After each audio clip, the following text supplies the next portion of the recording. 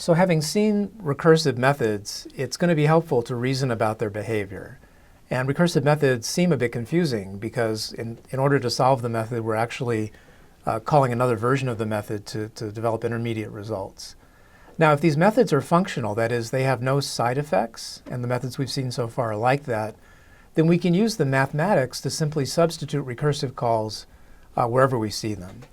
So where we see foo of x, for example, we can substitute the text of foo just using x as its input and trace through the code to see what foo would do to return its value. So as an example, let's look at factorial again. And what I'm talking about here is often called the substitution model of evaluation. So here's the code for factorial, and let's take a look at what happens if we evaluate factorial of 3. So we simply begin by putting a 3 into factorial. Tracing through the code, we see the if statement does not take its part conditioned on the predicate. The else part is activated instead, and it returns as its result n times factorial of n minus 1. Now what we're going to do is substitute in 3 for that. That's why it's called the substitution model. And so substituting in 3 for n, we get 3 times factorial of 3 minus 1. It's just a direct substitution. Everywhere we see n, we plug in a 3. Now we can simplify 3 minus 1 using math to be 2, and so that's equal to factorial of 2. So our complete expression is factorial of 3 is equal to 3 times factorial of 2. But now we just do the same activity all over again. We take the 2 and we substitute it in, and that evaluates to 2 times factorial of 2 minus 1, or 2 times fact of 1. Then we take the 1 and substitute it in, and that becomes 1 times fact of 1 minus 1, or fact of 0. So each time we get a new call to factorial, we simply plug in the argument, evaluate it, and substitute it for where the call was in our expression that we're developing. And in the final call to factorial, we pass in a 0, which returns a 1. Now what we get is this expression 3 times 2 times 1 times 1, and we can evaluate it on the way back. The 1 times 1 is 1. The 2 times 1 is 2, and finally the 3 times 2 is 6. And so using this substitution, we're able to crank out what factorial of 3 is simply by tracing through the code and putting the appropriate expression wherever we see the call. Let's look at a slightly different example, and this example will make us a little more aware of the evaluation order.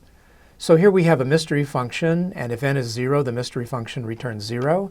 Otherwise, it returns n minus mystery of n minus 1. Kind of like factorial, but using a minus sign instead. So let's look at mystery of 3. So using substitution, we plug in 3 for n, and that expands to 3 minus mystery of 2. Mystery of 2 expands to 2 minus mystery of 1.